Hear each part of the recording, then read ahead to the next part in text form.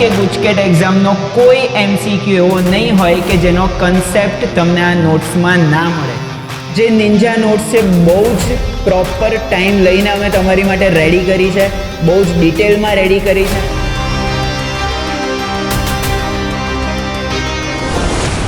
Chapter 1 મસ્ત મજાનું એકદમ જબરજસ્ત લેવલે રિવિઝન કરી દઈએ. 35-40 મિનિટ મેક્સિમમ થશે. એક્સ્ટ્રીમ રિવિઝન કે બધું જ કવર થઈ જાય એવો ટ્રાય કરીએ. અને જેવું રિવિઝન પતે એટલે કન્સેપ્ટ બુસ્ટર ચાલુ કરી દઈશું. આપણા MCQ અહીંયા જ સોલ્વ કરવાના છે, થાય એટલા સ્પીડમાં. ઓકે, જો સૌથી પહેલાં સ્થિત વિદ્યુતશાસ્ત્ર, સ્થિર વિદ્યુત ભારના કારણે જે બી અસરો થાય એને સ્થિત વિદ્યુતશાસ્ત્ર કહેવાય. ચલો, સ્થિર વિદ્યુત ભારના લીધે જે બી અસર થાય એને સ્થિત વિદ્યુતશાસ્ત્ર કહેવાય. એમાં સૌથી પહેલાં વિદ્યુત ભાર મૂળભૂત એકમ કહેવાય. મતલબ આખું જે સ્થિત વિદ્યુતશાસ્ત્ર આપણે ભણ્યા એ બધું કોના લીધે ભણ્યા? તો વિદ્યુત ભારના લીધે ભણ્યા. પિક્ચરનો હીરો કોણ? વિદ્યુત ભાર. વિદ્યુત ભાર પ્રોટોન ઉપર હોય તો 1.6 10⁻⁻19 કુલમ. જો વિદ્યુત ભાર ઇલેક્ટ્રોન ઉપર હોય તો -1.6 10⁻⁻19 કુલમ. બે પ્રકારના વિદ્યુત ભાર હોય. અદિશ રાશિ છે. અદિશ રાશિ છે એમાં સૌથી ખાસ કે એની દિશા ના હોય, મૂલ્ય તો હોય જ ને. શું એકમમાં હોય? કુલંબ એકમમાં હોય. નેક્સ્ટ, વિદ્યુત ભારની સૌથી અગત્યની લાક્ષણિકતા જે હતી એ શું હતી? વિદ્યુત ભારનું ક્વોન્ટમીકરણ થાય. ક્વોન્ટમીકરણનું સૂત્ર શું હતું? Q બરાબર Ne. અને એમાં મોસ્ટ ફેમસ MCQ કે એક કુલંબ વિદ્યુત ભારમાં પ્રોટોન કે ઇલેક્ટ્રોનની સંખ્યા કેટલી હતી? એક કુલંબમાં પ્રોટોન કે ઇલેક્ટ્રોનની સંખ્યા 6.25 × 1018. એ જે પ્રોટોન અથવા ઇલેક્ટ્રોન છે એને મૂળભૂત વિદ્યુત ભાર કહેવાય અથવા તો પ્રાથમિક કણ કહેવાય, એલિમેન્ટરી. અને અલગ કરેલા તંત્રના વિદ્યુત ભારનો સરવાળો અચળ હોય એટલે કે વિદ્યુત ભારનું સંરક્ષણ થાય. આ વિદ્યુત ભારનું સર્જન કે વિનાશ ના થાય. ચલો, વિદ્યુત ભાર વિશે વાર્તા કરી દીધી. નેક્સ્ટ ટોપિક, વિદ્યુત ભારિત કરવાની રીત. કોઈ પણ પદાર્થને આપણે વિદ્યુત ભારિત કરવો છે તો કઈ રીતના કરાય? તો પહેલાં ઘર્ષણની રીત, બીજી સંપર્કની રીત અને ત્રીજી પ્રેરણની રીત. ઘર્ષણની રીતમાં સૌથી ઇમ્પોર્ટન્ટ શું હતું? કે જો એક પદાર્થ ઇલેક્ટ્રોન ગુમાવે તો એટલા જ ઇલેક્ટ્રોન બીજો પદાર્થ મેળવે. મતલબ શું? એક પદાર્થ જોડે જો +Q વિદ્યુત ભાર હોય તો બીજા જોડે તેટલા જ મૂલ્યનો વિજાતીય વિદ્યુત ભાર હોય એટલે -Q. સંપર્કની રીતના વિદ્યુત ભારિત કરવાની ટ્રીક શું હતી? કે સર, સ્થિતિમાન સમાન થાય ત્યાં સુધી વિદ્યુત ભારનું વહન થાય. જ્યાં સુધી બંને પદાર્થનું સ્થિતિમાન સરખું થઈ જાય ત્યાં સુધી વિદ્યુત ભાર એક પદાર્થમાંથી બીજા પદાર્થમાં જાય. અને જો બંને ગોળા સરખા હોય, પરિમાણ સરખા હોય તો વિદ્યુત ભાર સમાન રીતે વહેંચાય. અને વિદ્યુત ભાર સમાન રીતે વહેંચાય એટલે કેટલો મળે? Q1 + Q2/2. નેક્સ્ટ, વિદ્યુત ભારો વચ્ચે જે બળ લાગ્યું હતું, સૌથી પહેલું કુલંબનો નિયમ હતું. બળ કેટલું હતું? K Q1 Q2/r². K હતો કુલંબનો અચળાંક, એને 1/4πε0 કહી દીધું હતું. આ જ બળ જ્યારે મધ્યમમાં લાગે છે ત્યારે 1/4πε Q1 Q2/r² થઈ જાય છે. અથવા તો શૂન્ય અવકાશમાં લાગતું બળ ભાગ્યા K થઈ જાય છે. એટલે કે મધ્યમમાં લાગતું બળ એ શૂન્ય અવકાશમાં લાગતા બળ કરતાં Kમાં ભાગનું હોય. વ્યસ્ત વર્ગનો નિયમ છે, બોલે તો અંતરના વર્ગના વ્યસ્ત પ્રમાણમાં બળ લાગે છે. અને સૌથી મસ્ત, સમાન અને વિરુદ્ધ એવું કેન્દ્રીય બળ છે. સમાન અને વિરુદ્ધનો મતલબ શું? કે બે વિદ્યુત ભારો વચ્ચે લાગતું બળ સમાન મૂલ્યનું વિરુદ્ધ દિશામાં. કેન્દ્રીય બળનો મતલબ શું? કે કેન્દ્રોને જોડતી રેખામાં લાગે. જો આ જે બળ લાગ્યું એના કેન્દ્રોને જોડતી રેખામાં લાગ્યું. નેક્સ્ટ ટોપિક જોઈ લઈએ કે જો મધ્યમ આવી જાય તો શું? તો આપણે હમણાં જ જોયું, મધ્યમમાં લાગતું બળ એ શૂન્ય અવકાશમાં લાગતા બળ કરતાં Kમાં ભાગનું થઈ જાય. મધ્યમમાં બળ બરાબર શૂન્ય અવકાશમાં બળ ભાગ્યા કે. કે શું હતું? મધ્યમની પરમિટિવિટી ભાગ્યા શૂન્ય અવકાશની પરમિટિવિટી. આના પછી હતો પરિણામી બળ શોધવા માટેનો સંપાતપણાનો સિદ્ધાંત કે સર કોઈ વિદ્યુત ભાર પર બીજા બહુ બધા વિદ્યુત ભારો બળ લગાડે તે બધા બળોનો સદિશ સરવાળો કરવાનો અને સદિશ સરવાળો જે દિશામાં થાય એ દિશામાં પરિણામી બળ લાગે એને આપણે શું કહેતા હતા? સંપાતપણાનો સિદ્ધાંત કહેતા હતા સર. જેવો સંપાતપણાનો સિદ્ધાંત પતે એટલે બળની અસર આવે કે સર વિદ્યુત ભારની નજીકના વિસ્તારમાં એની અસર વધારે હોય, જેમ જેમ વિદ્યુત ભારથી દૂર જઈએ એમ એની અસર ઘટતી જાય. તે વિદ્યુત ભારની અસર છે એને કહેવાય વિદ્યુત ક્ષેત્ર. કોઈ પણ બિંદુવત વિદ્યુત ભારનું વિદ્યુત ક્ષેત્ર કેટલું? તો Q/r² જેટલું. અથવા તો કોઈ પણ સ્થાને વિદ્યુત ક્ષેત્ર કેટલું? તો એકમ વિદ્યુત ભાર પર લાગતા બળ જેટલું. એટલે વિદ્યુત ક્ષેત્ર E બરાબર F/Q અથવા તો બિંદુવત વિદ્યુત ભાર માટે Q/r². F એટલે બળ, Q0 જે હતો જેની પર બળ શોધતા હતા એ એકમ વિદ્યુત ભારનું નામ હતું પરીક્ષણ વિદ્યુત ભાર. જેવું વિદ્યુત ક્ષેત્ર ભણીએ એટલે એની અસર ક્ષેત્ર રેખાઓની વાત કરવી પડે. ધન વિદ્યુત ભારની ક્ષેત્ર રેખાઓ બહાર તરફ હતી, ઋણ વિદ્યુત ભારની ક્ષેત્ર રેખાઓ અંદર તરફ હતી. અને આ જો ડાયપોલની ક્ષેત્ર રેખાઓ ધનમાંથી બહાર તરફ અને ઋણમાં અંદર તરફ. એટલે ક્ષેત્ર રેખાઓની લાક્ષણિકતા કઈ કઈ હતી? ધન વિદ્યુત ભારમાંથી શરૂ થઈ ઋણ વિદ્યુત ભારમાં પૂરી થાય, બંધ ગાળો રચતી નથી, ક્યારેય એકબીજાને છેદતી નથી, કોઈ પણ બિંદુએ સ્પર્શક દોરો તો વિદ્યુત ક્ષેત્રની દિશા આપે, અને સૌથી ઇમ્પોર્ટન્ટ કે જો ક્ષેત્ર રેખાઓ ગીચ હોય તો વિદ્યુત ક્ષેત્ર પ્રબળ હોય અને ક્ષેત્ર રેખાની ગીચતા ઓછી હોય તો વિદ્યુત ક્ષેત્ર નિર્બળ હોય. ક્ષેત્ર રેખા પછી આપણે વિદ્યુત ભારના સતત વિતરણની વાત કરી હતી કે જે બિંદુવત વિદ્યુત ભારો અલગ જગ્યાએ ગોઠવાયેલા હોય એને અસતત વિતરણ કહેવાય. પણ જો વિદ્યુત ભાર સળંગ કોઈ પદાર્થ ઉપર ગોઠવાયેલો હોય તો એને વિદ્યુત ભારનું સતત વિતરણ કહેવાય. અને આ સતત વિતરણ 3 પ્રકારના હોય: 1 પરિમાણમાં, 2 પરિમાણમાં, 3 પરિમાણમાં. 1 પરિમાણમાં હોય તો રેખીય વિતરણ, 2 પરિમાણમાં હોય તો પૃષ્ઠ વિતરણ, 3 પરિમાણમાં હોય તો કદ વિતરણ. રેખીય વિતરણના ઉદાહરણ શું? તો રિંગ ઉપર વિદ્યુત ભારનું વિતરણ હોય અથવા તો તાર ઉપર વિદ્યુત ભારનું વિતરણ હોય તો રેખીય વિતરણ. જો કોઈ તકતી ઉપર વિતરણ હોય તો પૃષ્ઠ વિતરણ. અને નળાકાર છે, ગોળો છે, ઘન છે, આ બધી જગ્યાએ જો વિદ્યુત ભારનું વિતરણ હોય તો તેને વિદ્યુત ભારનું કદ વિતરણ કહેવાય. રેખીય વિતરણમાં રેખીય વિદ્યુત ભાર ઘનતા એટલે કે વિદ્યુત ભાર ભાગ્યા લંબાઈ. પૃષ્ઠ વિતરણમાં પૃષ્ઠ વિદ્યુત ભાર ઘનતા એટલે કે વિદ્યુત ભાર ભાગ્યા ક્ષેત્રફળ. અને કદ વિદ્યુત ભાર વિતરણમાં કદ વિદ્યુત ભાર ઘનતા એટલે કે વિદ્યુત ભાર ભાગ્યા કદ.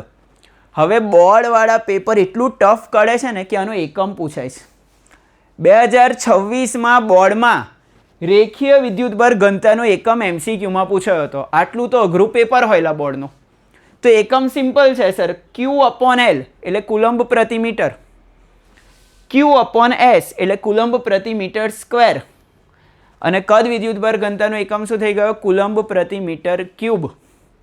આ જ એકમ અઠવાડિયા પછી અમુક લોકો વાંચવા બેસશે ને તો સેન્ટી પ્રતિ મીટર વાંચશેલા. જોજો, માનો મારી વાત, ક્લાસમાં બી તમે ત્યાં જે તે જગ્યાએ જાઓ ને પૂછજો C/M શું લખાય તો બધા સેન્ટી પ્રતિ મીટર.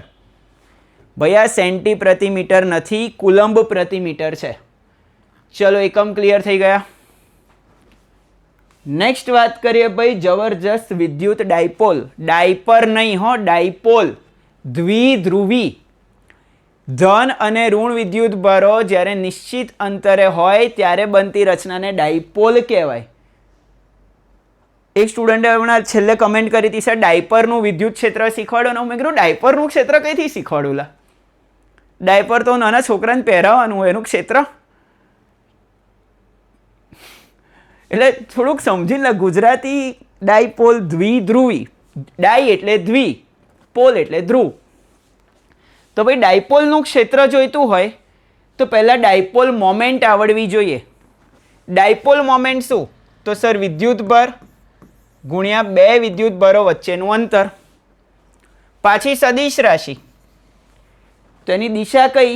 ઋણ વિદ્યુતભારથી ધન વિદ્યુતભારની દિશામાં. અને બે વિદ્યુતભાર વચ્ચેનું જે અંતર છે ને એને જ 2a કહેવાય. મૂળભૂત ખ્યાલ, ભાઈ બે સમાન મૂલ્યના વિજાતીય વિદ્યુતભારો જે નિશ્ચિત અંતરે રહેલા છે. ડાયપોલ પરનો કુલ વિદ્યુતભાર કેટલો? તો 0. ડાયપોલનું અક્ષ ઉપર ક્ષેત્ર અને વિષુવરેખા પર ક્ષેત્ર, જો સૂત્રો જોઈ લેલા. અક્ષ ઉપર ક્ષેત્ર કેટલું? 2kp/r3. અને ડાયપોલ મોમેન્ટની દિશામાં વિષુવરેખા પર ક્ષેત્ર કેટલું?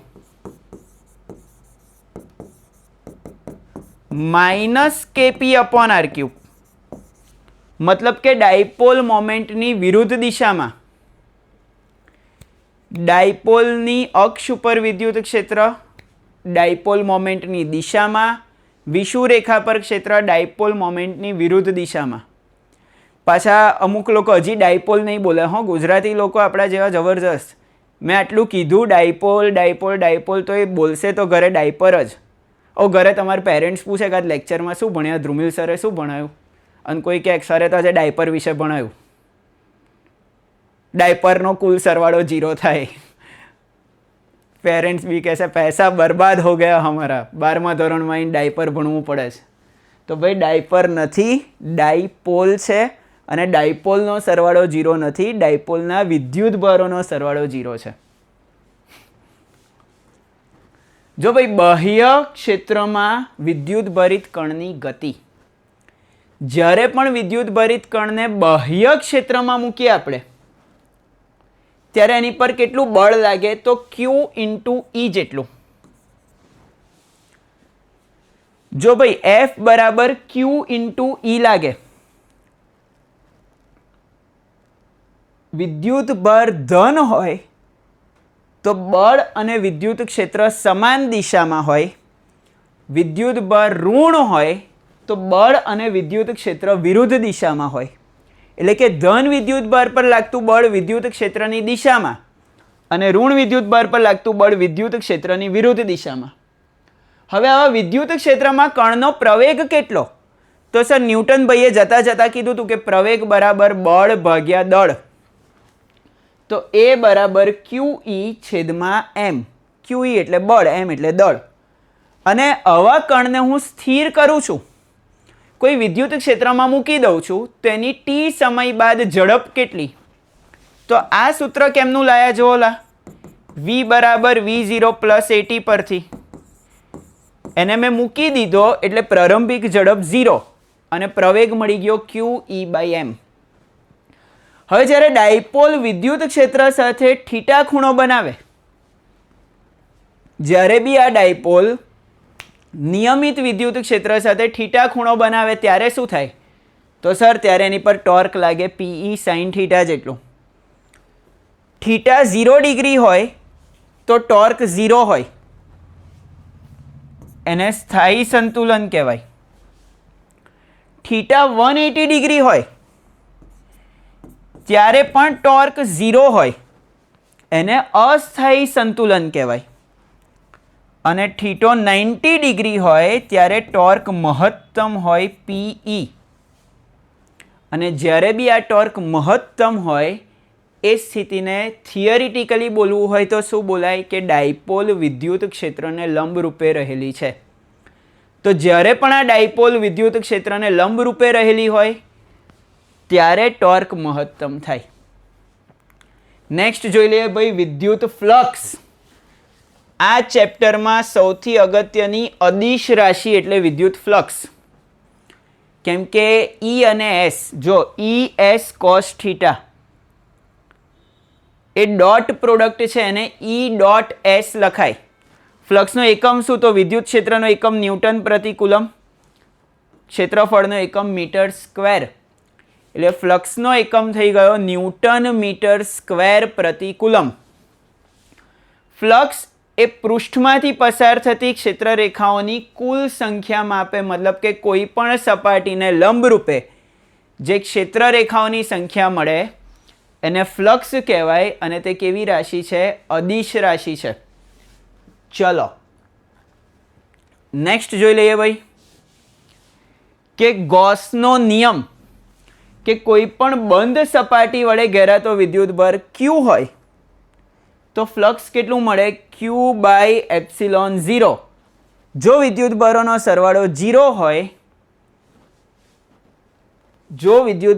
સરવાળો 0 હોય, તો ફ્લક્સ પણ કેટલું થાય? 0 જ થાય. આ સૂત્રમાં બહુ મસ્ત કે Q ઇન છે ને ફક્ત પૃષ્ઠ વડે ઘેરાતો વિદ્યુતભાર લેવાનો. જો પૃષ્ઠ વડે ઘેરાતો વિદ્યુતભાર ધન હોય તો ક્ષેત્રરેખાઓ બહાર તરફ હોય એટલે બહાર જતું ફ્લક્સ ધન લેવાય. જો પૃષ્ઠ વડે ઘેરાતો વિદ્યુતભાર ઋણ હોય તો ક્ષેત્રરેખાઓ અંદર તરફ હોય, મતલબ કે અંદર તરફનું ફ્લક્સ ઋણ લેવાનું. પણ આ સૂત્રમાં જે વિદ્યુત ક્ષેત્ર દેખાય છે ને ડાબી બાજુ, E.ds માં જે વિદ્યુત ક્ષેત્ર દેખાય છે એમાં પૃષ્ઠની અંદર અને બહાર એમ બધા જ વિદ્યુતભારની વાત થાય કે પૃષ્ઠની અંદરનો પણ વિદ્યુતભાર આવે, પૃષ્ઠની બહારનો પણ વિદ્યુતભાર આવે અને આ બધા વિદ્યુતભાર થઈને વિદ્યુત ક્ષેત્રમાં ફાળો આપે. પણ જમણી બાજુ જે છે Q/ε0 એમાં ફક્ત અને ફક્ત પૃષ્ઠ વડે ઘેરાતો જ વિદ્યુતભાર હોય. ચલો ક્લિયર. નેક્સ્ટ આપણે અમુક ગોસના નિયમના ઉપયોગો કર્યા હતા, જે છેલ્લી 3 થિયરી હતી કે અનંત લંબાઈના તારનું વિદ્યુત ક્ષેત્ર. તો સર λ/2πε0r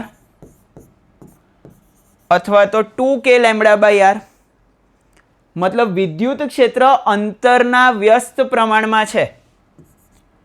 અહીં જો વિદ્યુત ક્ષેત્ર વિરુદ્ધ અંતરનો આલેખ બનાવવો હોય તો આ રીતના બને. અનંત પરિમાણના સમતલનું વિદ્યુત ક્ષેત્ર તો સર σ/2ε0. આ વિદ્યુત ક્ષેત્રને અંતર જોડે કોઈ જ લેવા દેવા નથી, મતલબ અનંત પરિમાણના સમતલ માટે E વિરુદ્ધ R આલેખ આ રીતના મળે, જે અચળ મૂલ્ય છે. અને છેલ્લો ટોપિક હતો પોલા ગોળાના કારણે અથવા તો સુવાહક નક્કર ગોળાના કારણે વિદ્યુત ક્ષેત્ર. અંદરના ભાગમાં ભાઈ ઘેરાયેલો વિદ્યુતભાર 0 હોય, કેમ કે બધો જ વિદ્યુતભાર સપાટી પર હોય. આ વાહક કવચની જગ્યાએ બીજું શું હોઈ શકે? તો સર નક્કર સુવાહક ગોળો પણ હોઈ શકે, કેમ કે એમાં પણ જે બી વિદ્યુતભાર હશે સપાટી પર હશે. અંદરના ભાગમાં કોઈ વિદ્યુતભાર નહીં હોય એટલે કે અંદરના ભાગમાં વિદ્યુત ક્ષેત્ર 0. બહારના ભાગમાં વિદ્યુત ક્ષેત્ર એ રીતે મળે કે જેથી બધો જ વિદ્યુતભાર કેન્દ્ર પર હોય, એટલે બહારના ભાગમાં વિદ્યુત ક્ષેત્ર kq/r². પણ જો અવાહક ગોળો હોય તો અવાહક ગોળામાં જ્યાં વિદ્યુતભાર મૂકો ને ત્યાંનો ત્યાં જ રહે, એ ખાલી સપાટી પર રહેવું ના હોય. એટલે અવાહક ગોળામાં કદ વિદ્યુતભારનું વિતરણ હોય.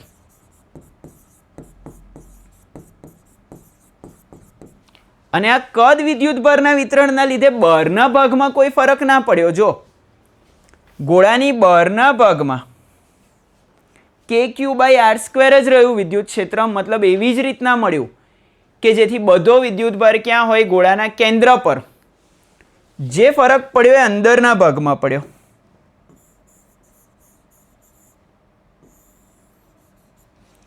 ગોળાની અંદરના ભાગમાં વિદ્યુત ક્ષેત્ર કેટલું? kq/r3. અને યાદ રાખવાનું એકદમ સહેલું સૂત્ર આપું, kq/r3 નહીં.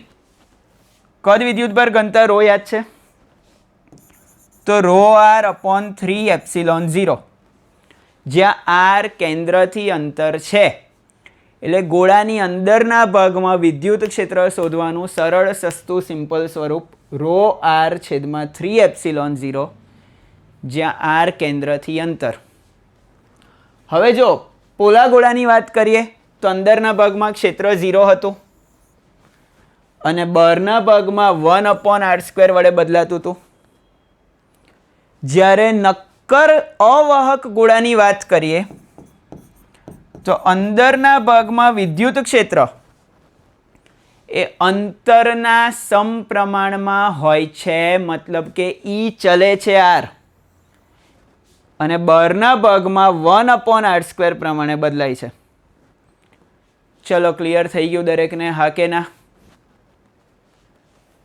સિમ્પલ અનંત સમતલ માટે વિદ્યુત ક્ષેત્ર અંતરથી સ્વતંત્ર છે. તાર માટે વિદ્યુત ક્ષેત્ર અંતરના વ્યસ્ત પ્રમાણમાં, ગોળા માટે વિદ્યુત ક્ષેત્ર અંતરના વર્ગના વ્યસ્ત પ્રમાણમાં, અને ડાયપોલનું વિદ્યુત ક્ષેત્ર અંતરના ઘનના વ્યસ્ત પ્રમાણમાં છે. મતલબ કે અલગ અલગ વિદ્યુત ભારોનું વિદ્યુત ક્ષેત્ર કઈ રીતના બદલાય છે આપણને ખબર પડી જાય. ચલો અહીંયા આપણી ચેપ્ટરની મેઇન રિવિઝન નોટ્સ પૂરી થાય છે.